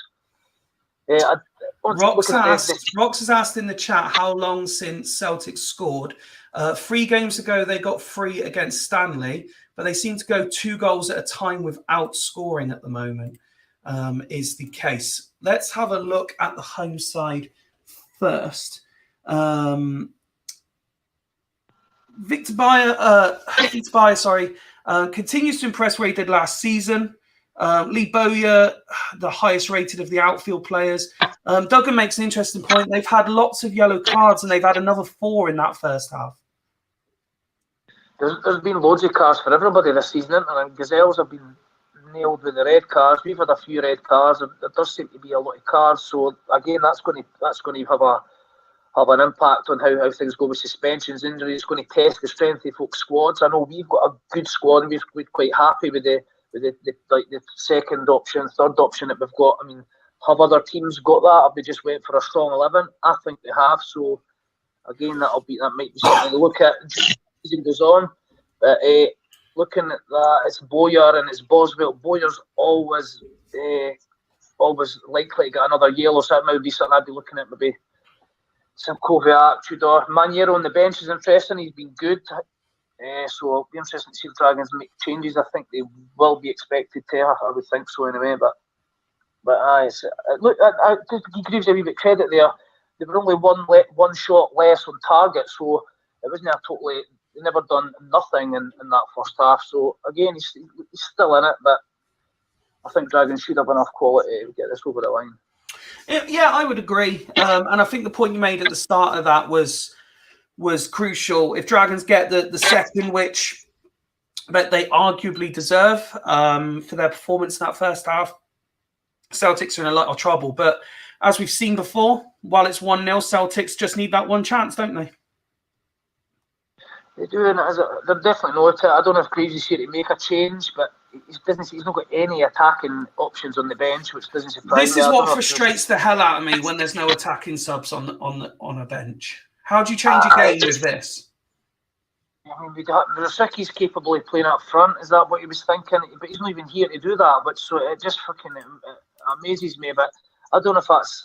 I know he works late and stuff, but. Does he work on a Sunday? I know it's Monday, but again, he needs to be fucking making subs. I think it makes a fucking difference. But we're having or you can get somebody to do fucking subs. I don't know. The attackers on the bench is poor. So 20 minutes flew by with nothing happening. We've paused the game with about 10 minutes to go. It's still 1-0 to the Dragons, who have had one additional yellow card. The chat at half-time was fear that Dragons might go down to 10 men. But we're having a look at it now. It doesn't look like Dragons are in any danger of losing this. They're just in cruise control. So, I was still at half time when you said we've stopped it there, so I'm still miles behind. We're at 82 minutes now. Is the game over? No, I've paused it. 82, right? Okay. I think he's probably. If I was him, and maybe I don't know, he's maybe still got a bit of squeaky bum about losing the goal. But boy, that's on the net. I'd probably just let it roll for the last 8 minutes or whatever. Fitness is okay. I would probably just let it go. Well, he has made one change just to try and shore it up. Tudor coming on for Bosvelt, drops him back into DM. Bowyer in centre mid on his own with no arrow. It's risky. I think it was risky at this point. I mean, it was 1-0. Making huge positional changes. I don't know if it works. Good on him, but I wouldn't have done that myself. Just quickly clicking on the Celtic screen so Greasy can see what his side were up to. 2 yellow cards now with Tomasi going in the book as well. Koku along with Danielson and Rosicky dropping below the 80% mark. Tato, try putting your keeper halfway down your lineup and see the abuse you get. Says Rox. Let's resume, including stoppage time. About 10 minutes left to go. Still Dragons leading 1-0. And like I say, seemingly in cruise control against their lowly opposition. Free kick, Ronaldinho takes it quickly, but back isn't able to do anything with it. But it is all Dragons. Celtics not even forcing the issue. I say that. Foe goes in the book. Free kick, which Gattuso takes quickly, but too quickly for his teammates to do anything with. Into injury time. And here come Dragons to wrap it up, possibly. It doesn't matter. There's the final whistle. And Dragons very competently, if somewhat unspectacularly, but very competently take care of Celtics. And will this be the start of another fabled run of Super League form? It wasn't the most convincing win, was it? But again, Tortuga Celtics are weak in attack. I know I keep saying that, but no, it's a win. A win's a win, a clean sheet. The yellow cards are going to be a concern, absolutely. I mean, that's his 2 centre halves, his two centre mids getting booked, his main man striker up front getting booked. They all add up, so that is going to be a bit of concern. But fuck all you can do about it, really. But no, a good win for Duggan, well done, and commiserations to bottom of the league Celtics. No, 100%. And as we said earlier, with Rose losing as well, big result that for Dragons is it just starts to open a gap on the bottom sides. And as we say, hopefully this is the start of another one of those spectacular runs where everything is rosy. As for Celtics, it's just difficult to say. It's difficult to say no. The performance wasn't bad. It wasn't bad, but like we said right from the beginning when we were talking about their team, at no point do you look at that side and think that they're going to score goals. So if they don't keep a clean sheet, they're not getting points. That's it. I mean, that's what I'm saying. I'm have to praise Gattuso there at right back, getting an 8, but. Apart from that, again, as I said, if they can get to 0-0 at half time and that, they have got a chance of nicking it. But Del Piero up front on his own, I don't think he's the answer there. Definitely an AMC for me. But no, just what you said is totally. I don't think they're going to score enough goals to get high up the league. I mean, I know there's maybe a transfer window coming up, so he has to be looking at getting a big striker in. But is he going to have to let somebody go, or is he going to go outside of the league? I think he's going to have to do something because I just don't think he's got enough quality up there for me anyway. Completely agree. But congratulations to Dragons on a very professional 1-0 win. Excuse me. Fulchester next versus Badgers. And we come to currently another window, asks Ryan, no chance. In the comments. I stay out of these things entirely. I let the powers that be do what they want to do, and I just sit here once every 2 weeks and comment on it, much to the frustrations of most. As we've said, great to have Ryan back involved. He's done some serious work in the window. and he's changed from what was Fulchester United to this more sort of Fulchester Phoenix feel. Sorry, he's gone with the Badger side tactic tonight. Interestingly for me is he's unleashing all of the strikers. He's trying to shoehorn them in. I'm interested to see that little discreet arrow and stam to the middle of the defence. Yep. Vieira and EMC, he's giving it a bash, isn't he? Just trying to shoehorn them in. Whether they do anything or not, I don't know. Nakata has been quite good for him as well. He's one that's been impressive. Putting getting a chance at right back, I love that as well. He's an amazing player. I don't know how the wee arrow is going to work, if it's going to do anything really, making him one at the back, but Southgate's still there. I don't know. It's a strong side. I don't know about the guys in the AMC trying to shoehorn them in, but we'll wait and see. It should be a decent game as well, actually. No, 100%. Past meetings between the sides have had the away side in this instance winning all 3 games. Fulchester winning 4-0 away at Badgers. Badgers winning 2-0 and 2-1 respectively. So we should expect goals this evening. Let's go over to the away side, and he's gone with the 2-3-2-2-1 gap formation. Nicky Butt is going to be crucial here, but it's the wingers I want to talk to you about, because I really like the look of Emerton and Agahawa, and if they play anywhere near their potential, they could be big players, not just in this game, but across the season. Absolutely. I mean, the side Kate was built is looking a lot stronger than what he's had to work with before. I think he's got players that you actually have heard there, and real guys. I thought Emerson is I love him. Agahawan on left, I'm not too sure about. That would be one question mark for me. But the Johnson Guardiola, he's new signing Guardiola, who we basically stepped aside to let him get. Aymar, don't know about Aymar and EM for me personally.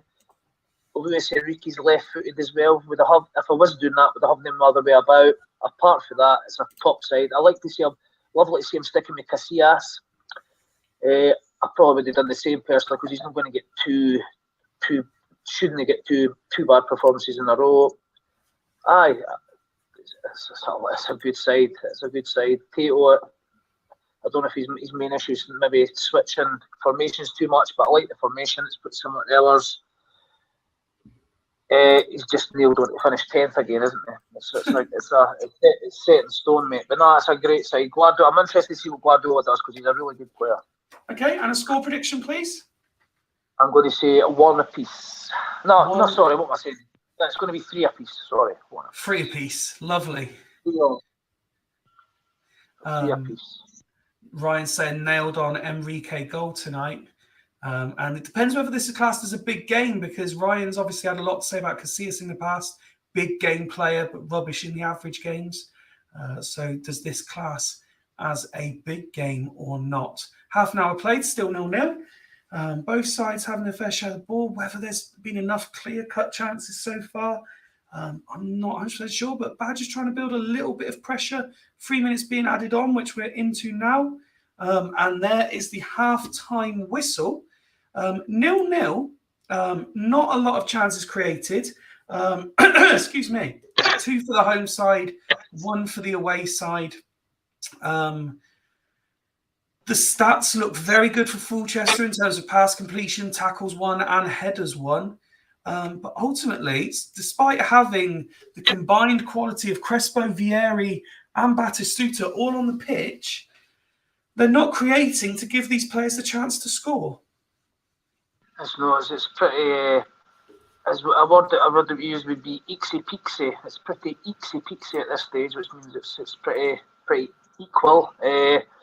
Vieira and EMC doing nothing, which you probably would have expected. Batistuta no firing. Season 2 Batistuta maybe on the slide a wee bit. Maybe I know Ryan was hooring him about, so he's obviously of the same opinion as me.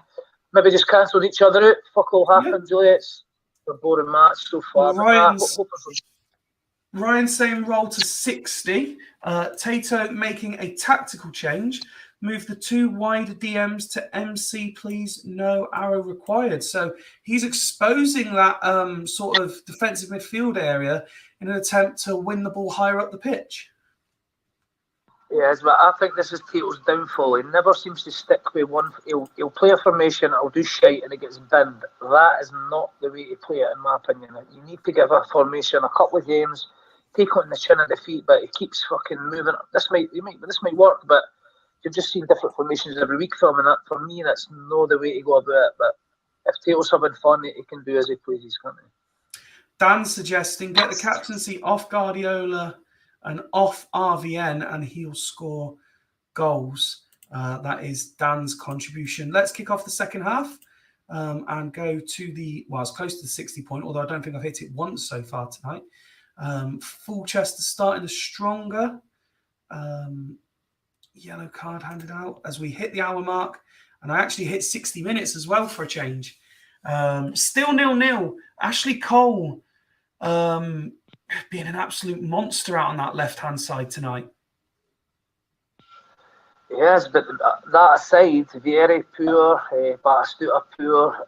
He needs to do something up front. He needs to move another one upside, Vieira left SC or something. He needs to do something up there because it's clearly it's not working. That aside, done okay at the back. Stam on a yellow, maybe a wee concern, but I think he needs to do something in that front third anyway. Okay. I'm looking at Nedved as well. He's in that midfield on his own against Good Johnson and Guardiola. Does he need maybe a little bit of support? Ryan, I'm sure, will be quickly typing up an instruction. Guardiola, Rustico and Agahawa all in the book. Aymar, the only player not rating a 7. You said about his position and not being 100% sure. Rayed and Viduka available as attacking changes. What do Badgers do here, do you reckon? I think, again, maybe chuck 2 up top, bring on Viduka for, I don't know. I hate Aymar in that AMC. I don't know if you could maybe squeeze Good Johnson back into DMC. I don't think he'll do that, though, but I think a wee sugar about with the formation. I don't like what the players he's got in that now. Aymar needs to be in centre mid for me, but I think I would be bringing on Viduka and try to give Van Nistelrooy a bit of support up there, something like that. No, but wait till we finished. So both managers have commented, but not actually regarding exact subs or anything. Ryan saying a bit of a merry-go-round, please. And Tato saying, I'm changing formations because I'm bored, for reference. His own side is boring him. Which is a bit of a worrying position to be in. Just waiting for exact instructions from either manager. I don't know if these update until full time. They must do, and that would suggest that no shots by either side in that 15 minutes. Oh, that's bad. There's changes coming though. I like it. Here come the changes. So Crespo up top, first of all. Alex is then coming on for Batistuta and swapping with Nedved, who goes into AM. Alex playing as the lone centre midfielder. Thoughts on that one? I thought he was going to move. I thought he was going to put another one up top beside. Change the shape. I would have changed the shape. He made the right sub for me, but I definitely would have changed the shape a bit more. I would have put 2 up top and done something else. But no, that's fair dues. But personally, I would have done a wee bit more than that. As for Tato, red on for Guardiola, swapping with Aymar. So he goes in centre midfield as you hoped for. Enrique off for Viduka. So no returning goal for Enrique. Go with a 2-1-4-1-2. I like it. That's exactly what I would have done. And an arrow on red. So an attacking change for Badgers. I like it. I wouldn't have brought on Riyad. I probably would have kept maybe Enrique on or done something a wee bit. But that's exactly what we did on. I'm back into the centre mid, ideal. But on his own in DMC, Viduka and Van Nistelrooy. That's It's about all you. Well, definitely what I would have done, and probably about all I can do. He's still in the game. Fuck all's happening. So hopefully this ignites something. Well, let's see if it does. Half an hour to play. Changes made. Both managers trying to influence the outcome. There's certainly been chances. Badgers want a penalty. They get the penalty. And Emerton, who I believe won the penalty, has injured himself in the process. So Fermani is the only outfield player, but does that then force a tactical change as well? I would suggest that Rayed is going to go out to the wing. Aimar's going back to AM with Fermani in the middle. He's going to. It has to be Rayed to the right. I don't think there's any question about that. But huge moment with Badgers getting the penalty once this change is made. And yes, we were correct with our assumptions. Rayed to NR. Let's slow it down for the penalty because everyone loves it when I do that. And who's going to take it? It's Rayed. And he scores! First ever goal for Badgers. And will that fall? Oh, another injury! And now they're down to 10. Oh, fuck. Oh, no. Oh, poor Badgers. They take the lead, and now they have 10 men through no fault of their own. Iain, your reaction to this? What a situation for Tato to be in. No, it's probably got to be Good Johnson back, isn't it? Good Johnson back at the DMC for Manny Central, or even I'd pull Aymar back actually as well. So Good Johnson at the DMC, Aymar back at the MC, and I don't know if I would put maybe an arrow on the striker or pull one of them back. I don't know, but it has to be Good Johnson at DMC and Aymar pull back. Well, that's exactly what he's doing with nobody. He's going with no one in AM. So they're a goal up, but now a man down. Here goes Rayed, still going. Van Nistelrooy! Fingertip save. And Nedved clears the corner. Carter, Vieri, Alex to Cole. Foul given. Oh, Rustico's been sent off for a second yellow. Oh, fuck me. Tato is having a nightmare here. They're down to 9 men. What on earth? Wow. Does he stick with one at the back? With Walter Samuel? He has no other natural defenders. Does he go one at the back but pull Fermani back and go 2 DMs and let Aymar play in centre mid on his own? I'll tell you what, if Tato wins this, then he deserves a fucking medal. It's not. It's got that feel about it though. I think he's in it. Colchester have done nothing, and again, mixing it up, that front quarter was doing absolutely nothing. So I think if he plays his cards right here, he could do it. I would personally go Samuel one at the back, pull back from Manny, and Aymar Central. I would actually do that. 100%. Well, he's going Joey G at centre back, Fermani and DMC, Aymar Central, and he's staying with 2 up top. Dan's suggesting Viduka centre back. Duggan's saying Dragons play Badgers next, loving this. And Mike simply asking, still bored, Tato? You do get a sub as it's a red card, Ryan, yes. You can change things as well. So watch Ryan now throw all the fucking strikers up there. Is he allowed to do position, or is it just a personnel change? No, red cards, you can make whatever change you like. So he can do that, right? Well, if he has to fucking move 2 up top here. He should have done it. He should have done it at 60. I don't know why he never. It was set up for him, I think. Vieri up alongside Crespo now. Has to be. I love the fact that you're questioning a 2-time champion. But he never done it in the style that I done. I mean, only lost 2 games, a record-breaking 2 games in a season. One of his titles is also there was a bit of suspicion about Wibwob. I'm not going to. I need to watch for libel, but there was a bit of suspicion about that. So I think I'm well placed to say what I want here. It's free speech. I like that though. He had to do that, man. Maybe is he pulling Nedved back to MC as well? Possibly something I'd look at doing. So Vieri's gone up top with Crespo. Nakata has dropped back. And Nedved is going AM on his own with an arrow. That's fair. I maybe would have put Nedved instead of Nakata, but no, that's exactly what I would have done. He should have done that at 60 for me, but that's good. Good. Do you feel in any way bad for Tato here? I mean, the red card, fine, but he was already down a player through not exactly no fault of his own because he used all his subs. But you use the subs to affect the game. You don't then plan on another injury. No, it's a bit harsh. I mean, he's just off the back of a keeper getting a 3 in his last game. If he was to lose this from this position, it would be pretty fucking shitty. But what can you do? I mean, I would have went with one at the back, but he's pulled Good Johnson back. I would hate it if Good Johnson's going to be the one that gives the goal away. But no, I think he deserves this. He's played better. And sometimes games like this, you can just go over the line. Just the opposition just when he score. Well, in fairness, Badgers are still probably the better side at this point. And time is ticking away. Fulchester are not offering anything. Rayhead now. Southgate heads it clear. Alex picks it out. Vieri, Nakata. Crespo, wide. Into injury time. Badgers are going to hang on, surely.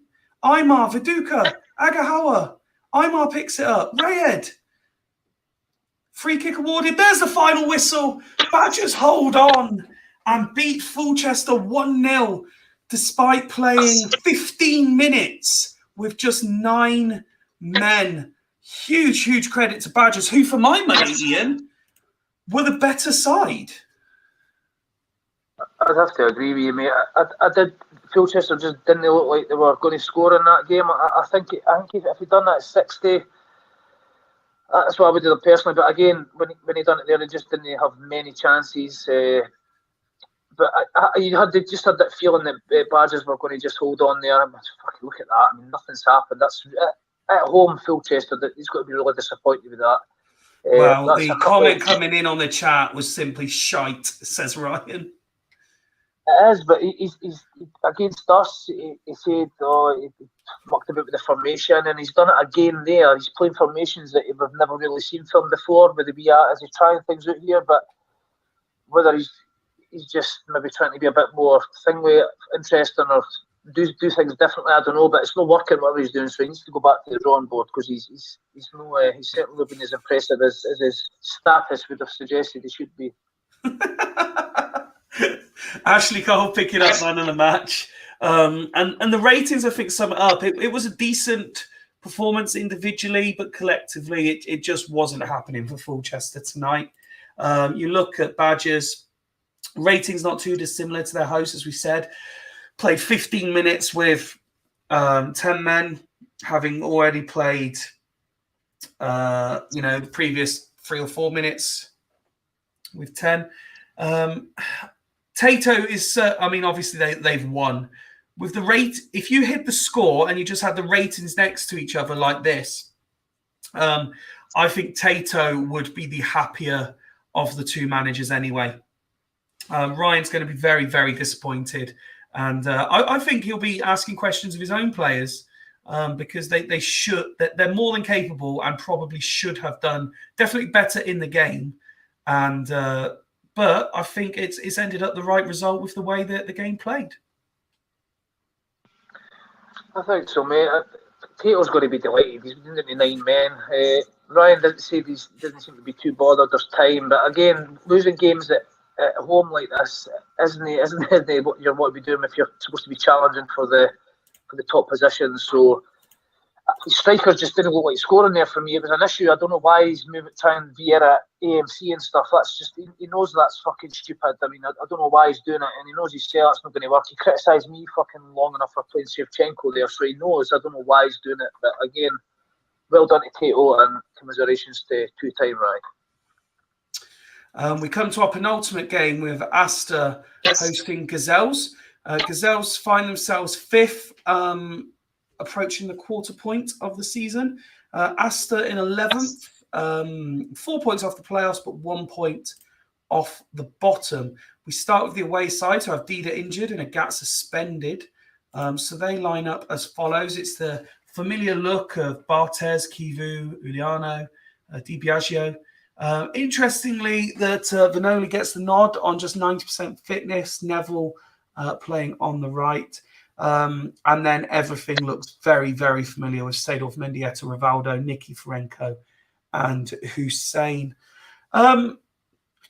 Gazelles, are they? Look, do you think they're capable of repeating what they achieved last season? Yeah, I think Dan seems to be know what he's doing in the game. As a team, I don't like it individually. The only one I would like, I love Mendieta, but there's some players in there that I really have a strong dislike for. I don't know why. Like Phil Neville, maybe because he's real life. What he was like in real life. Nikiforenko is just no good and doesn't seem to be any good on this save or the previous one. Barthez is always going to get you a few points a season, but they were a bogey team for us. In all fairness, last season we couldn't beat them, and they've done us in the playoffs as well. But I don't know if they've got enough quality there. I mean, the players he's got have to be on top tier to be getting anything. And I think we've seen this season. I know they've had send-offs, which is maybe been a bit unfair. But Rivaldo's another one who I hate, but Dan seems to be getting them to do well. De Biagio, they're solid, but Dan's getting a tune at them, so you've got to praise Dan really. But there is certainly no players that I like, bar Mendieta. But I don't. I mean, to answer your question, I don't think they can be as successful as they were last season. I don't think so personally. Let's actually, before we look at Asta, just a look at the past meetings between these sides. Gazelles have won both games without conceding, including a 5-0 hammering last time around. As for Asta, they have Keane suspended, which is obviously a massive loss. Interesting. Oh, I've done this the wrong way around, haven't I? Van Bommel captain, I've got that right. I've got Salas and I've got these two the wrong way around. Quick alteration. There we go. So yeah, they start one at the back, just west.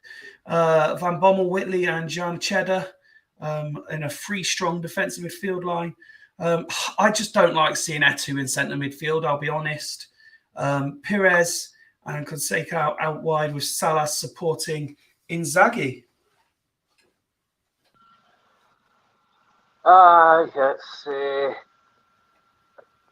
It's something different.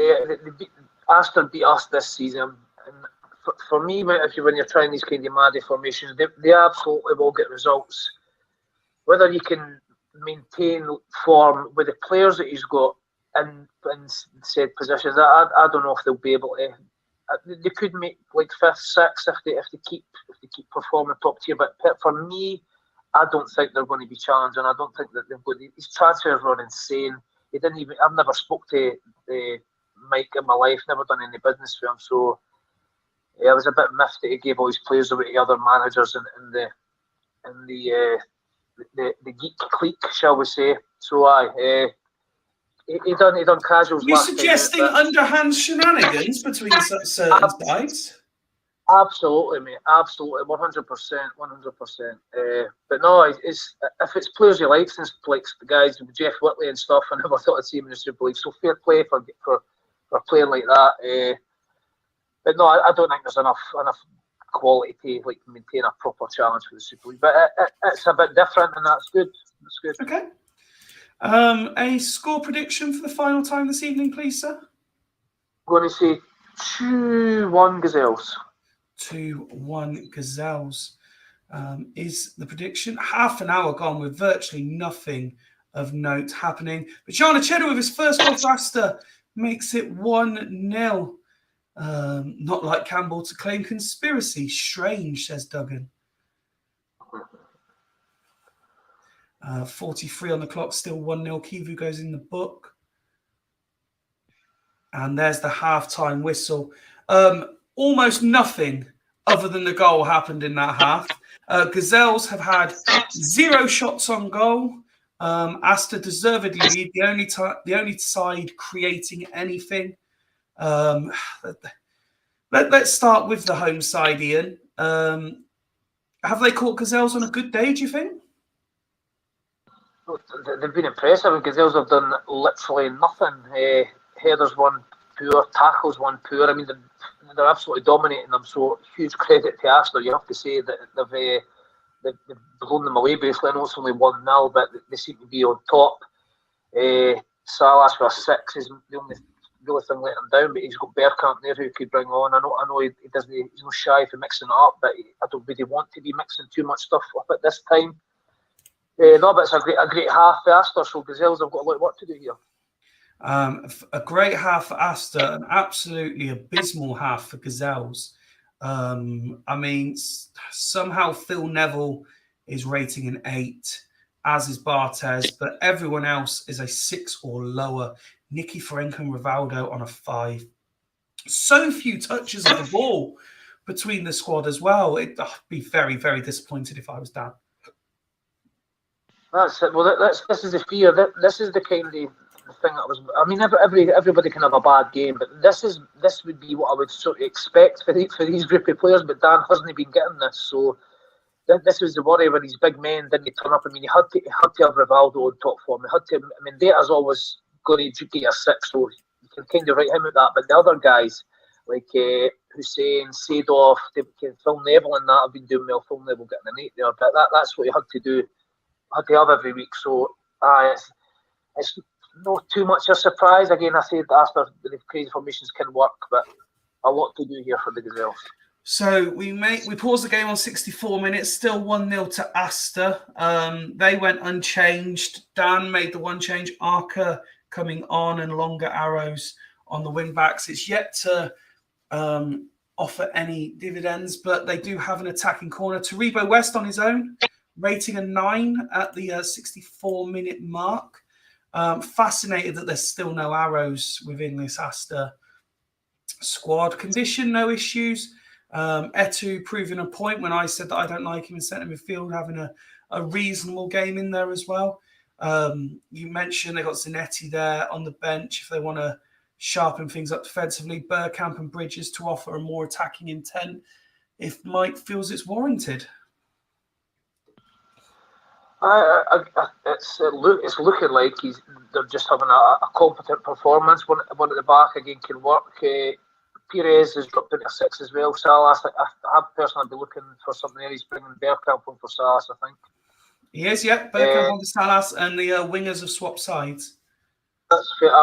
That's a decent sub. I mean, I have played the formations with guys in that AML, AMR position before, and it does work. I normally have like arrows on them, like into the striking position though, so I don't dislike the formation at all, but it's just maybe just the personnel I'm not too keen on, but it's good so far for them, so credit where it's due. No actual out-and-out strikers on the bench for Gazelles, but they do have Rui Costa there if they want to mix it up. Phil Neville, who Dimble says this version of Phil Neville is glitched.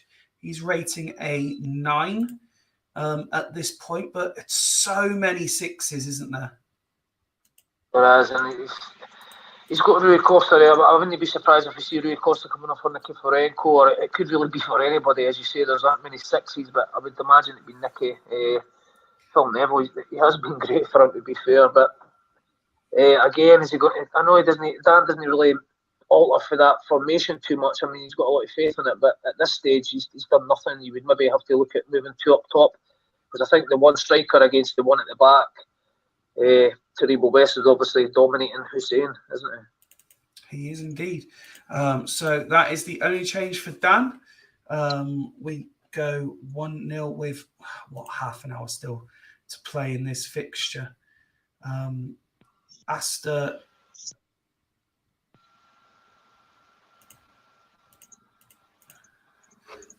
Perez, and Neville gets booked. Free kick to Astor. Inzaghi strikes, deflects off the wall. Locatelli, no problem at all. Seedorf, Hussein, but Bergkamp. Yellow card awarded for a push on Bergkamp. So we're going to the final 10 minutes. Juliano, Seedorf, bicycle kick. Couldn't control it. Etu, Locatelli, Bergkamp, Inzaghi, Whitley. Hot shot at goal from Kasek but over the bar. 4 minutes being added on. Looks like Astor may hold on to this. Bergkamp, still Bergkamp. Still Bergkamp, and he wins the corner. Etu whips it in. Rivaldo heads it clear. Kivu, Arca, Rui Costa, Rivaldo. Seedorf shoots low. difficult chance, surrounded by defenders, fails to convert. And Cmsl now just to waste time until full time. Inzaghi! Bartes saves out for a corner. And maybe there's still time for one last Gazelles chance. Rivaldo, Neville! Saved. Full-time whistle goes. Astor win 1-0. Huge win that for Astor. It was a big one. I think they hit the post there, didn't they, Gazelles? In the 90, I think my game's still running on at 95, so it shows you how far behind. But no, that's a huge win. Credit to Mike. Gazelles were just really poor there. There didn't seem to be anything happening up top. No many chances of goals. So deserved the win for Aston, mate. 100%. Well done, Mike. Commiserations to Dan. Match winner, John Shelley gets man of the match. Taribo West, notable performance as well. Really impressive that from Astor. Considering, as you said, most people, including ourselves, didn't rate the transfer business. Still find that the tactical choice is slightly odd, but hashtag Savage Ball and hashtag Voodoo Savage continues to plough on. absolutely, mate. I mean, looking at the ratings, that is very impressive. Jeff Whitley on the man really letting the side down, but Cmsl and Zaghi, Eto in midfield, that's a shocker. Yeah, again, whether he can maintain this, I mean, you can chuck players into positions like for one-off games and that, and they do okay. But whether it's not something I would do, but looking at the ratings, absolutely standing. Taribo West on a 9, dominating it, just brilliant. But a bad day at office for the Gazelles. You didn't see many Gazelles performances like that at all. No, that just looks rank average, and even that was an improvement on the first half. But congratulations to Mike, commiserations to Dan on that performance. And that brings us to the final game of the evening as you travel to Northern Burnham. We start with your side. Scholes, unavailable through injury. Gomez, also injured, has made you make alterations. So let's look at your team first. Vesterveld continues in goal. Ferdinand back in defence alongside Mendes. Then we've got Michelini, Helguera and Paulinho. Deisler and Giggs continue on the wings. Donny this time in support of Amoroso and Morientes. Yeah, there's a few absentees here for us. But this is a total Rocks picked the team. Rocks is sent to Tactica. We've sort of just swapped positions, so I'm just sort of in the background. We still discuss the tactic every after every match, but he gets the final say. I mean, it's not me. Rocks have done a lot of work with this team, bringing in the players and stuff. So I kind of felt that he deserved a chance to actually have a right go with the team, and not me fucking saying no, I didn't like that, I didn't like this. So he's got control at the minute. So and we're doing brilliant. We're 3 games unbeaten, looking to make it 4. But I don't know how this is going to go tonight. But again, good luck, Rocks, as Rocks say. Previously, Burn have won both games by 1 goal against Haggis. Let's go to the league leaders then, who are without Georgatos through injury, but joint top goal scorer for the season so far, Sigalko, is available and they go unchanged. No surprises, there really is.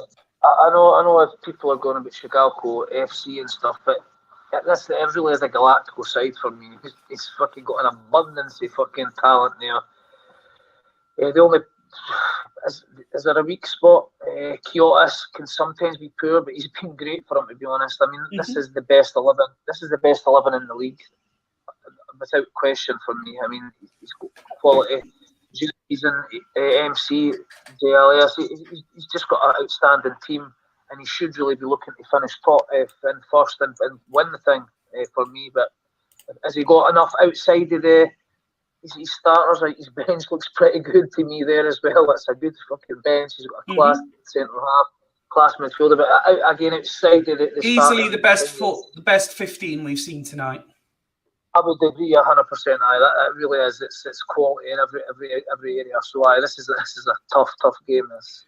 Well, I wish you and Rox the very best of luck. The same to Iain as well as we kick off the final game of the evening. As Haggis take an early lead, Giggs is first of the season. Wow. Gives the away side the lead. And Byrne responding in kind with Sigalko levelling things up on 25 minutes. A goal that was certainly coming, that's for sure. Haggis come forward again, though, looking to retake the lead. And there's Amoroso, but he puts it wide. 2 minutes being added on at the end of the half. Westerveld having to make a save as one Iain does his tribute to another by standing up for the fixture. Half-time whistle goes. 1 apiece.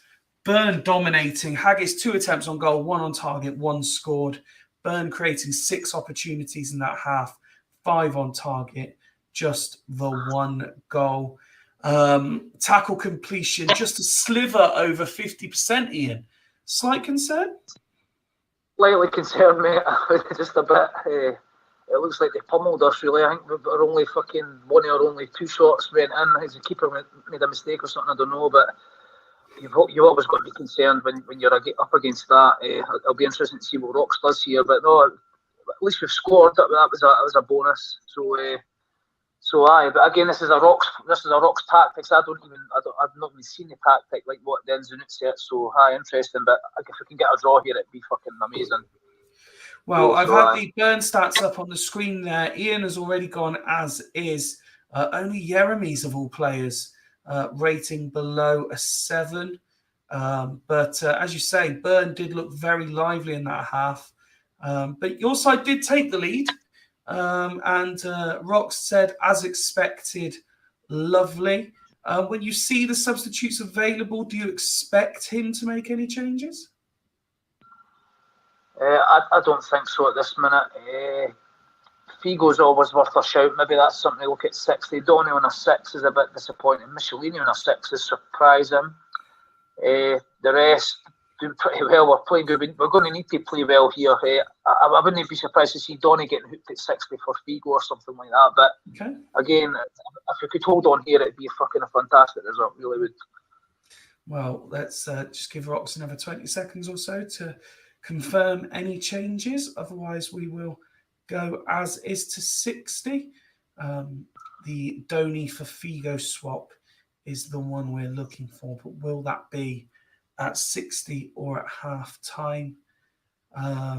There is an alteration for Haggis. Move Paulinho and Michelini forward to MC till 60. Lovely. We resume the action. 10 minutes with nothing happening. Oh, that was too early. Sorry. And Byrne through Sigalko make it 2-1 on the hour mark. His 10th of the season. As Tato says, Donny is garbage. But unfortunately, Iain, your side have gone from 1 up to 1 down. It was a strange move to move the guys into MC. I think I don't know why they done that. He'd mixed maybe something on a home thing, but I think it would just make us a hell of a lot more open now. I quite liked how we were a bit more solid, so I don't know what he's going to do now. Donny, I'd be surprised if he didn't come off, but I don't know. Seemed a strange move that, but we were always up against it. Chances are we would have conceded a goal anyway, but I felt that would make us a bit open. So I found that a bit strange, but Rox is the man in charge. He is indeed. While I wait for confirmation from Iain, if he wants to do anything, let's have a look. Sander Westerveld, despite conceding twice, rating a 9. So could his performance prove crucial in a solid foundation for which Haggis players to go and get an equaliser? Ian's confirmed as is. Donny has to come off here. Donny has to come off, surely. I'm just seeing the ratings here at 60. He has to come off now. He has to be moved. He has to come off, says the manager, but the manager has handed reins over to his assistant for the evening. I'm just the chairman, interfered chairman, but no, I'd be surprised if it doesn't. So is this a permanent? Is this a permanent change? Are you moving upstairs to director of football, or just a temporary thing? I don't know yet, mate. I was just going to see how it goes. I've been quite enjoying it so far, but I can't just like jump back in after we win a few games. So I'm going to let it roll for just now and just to see how it is. Might be the season. We'll wait and see if maybe another job will come up or something. But now it seems to be working. And as I say, Rocks deserves a chance. So he's moved the two midfielders back to the MC. Figo is coming on for Donny as expected, but he's dropping back to MC. That makes more sense for me. I don't know why. He was maybe trying to just go a bit more attacking, but it seems very strange against that the best side in the league. It was maybe just to go for it. I can't criticise it because you've got to try and win the game. But I just thought it seemed to leave us an awful hell of a lot open. That on the other hand, we could have scored and he could have won us the match. So not any criticisms for Oxford myself. Sorry, is he putting the arrows back on the DMCs? The two outside ones? He hasn't so far. I would put an arrow on Figo as well, I think. I don't know if he'll go at MC, right? But I'd definitely have an arrow on Michelini, Paulinho, and Figo. A small arrow on Figo, yeah. So he's going one at the back. I quite like that, so I quite like that. Shearer on for Mendes. Right. And a small arrow on Figo as well. So one at the back, Figo on, Shearer on. Let's see how this plays out. I like it. Mendes up front. Mendes off. Right, okay. That's because my thing's running behind Fyfie. No, Shearer's on for Mendes. Fair dues, right? Fair dues. Come on, Haggis. Let's do it. 20 minutes to play. Sigalko looking for his hat-trick, but Vesterveld with a save. 15 now to play. Absolutely nothing happening at all. Morientes picks it up, spots Shearer.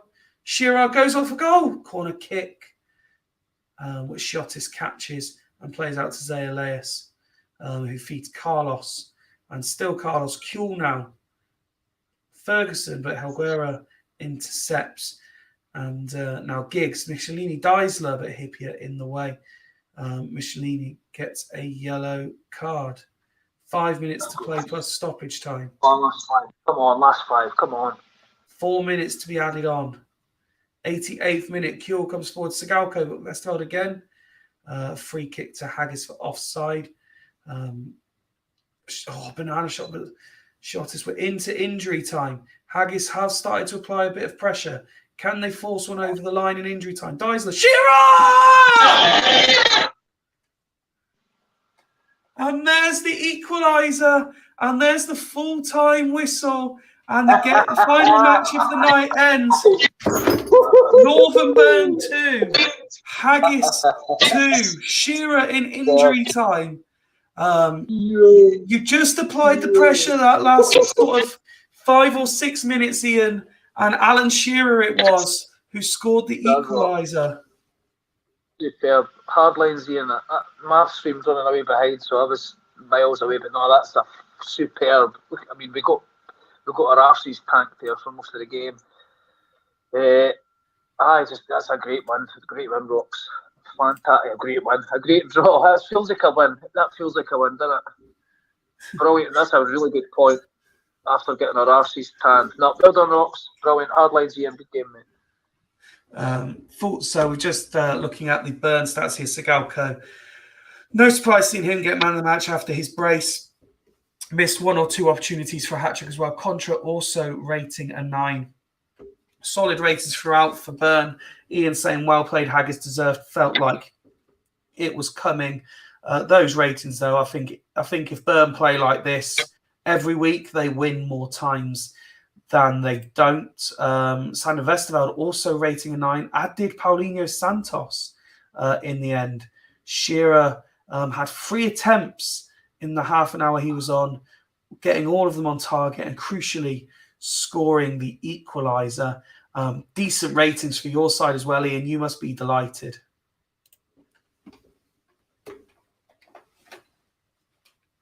Iain? Done. There we go. You're back with me. No, you've muted yourself again, Iain.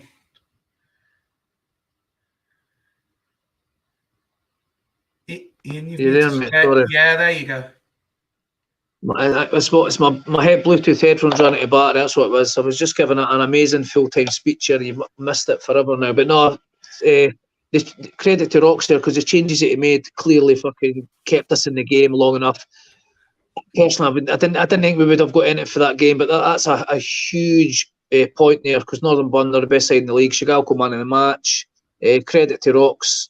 That's four unbeaten now, 3 wins and a draw. I mean, we're really on form here. For me, we're one of the form teams in the league. So I'm delighted. Rox is doing an absolutely fantastic job.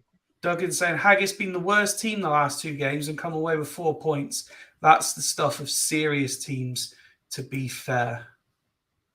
That's fair. That's a fair. We haven't been good. I mean, we're only great against Dragons, and we sucker punched them and getting the last minute draw there. That's a fair comment. But I think Rox has got to take massive credit for getting these points on the board. It's been his formation. It's been brilliant.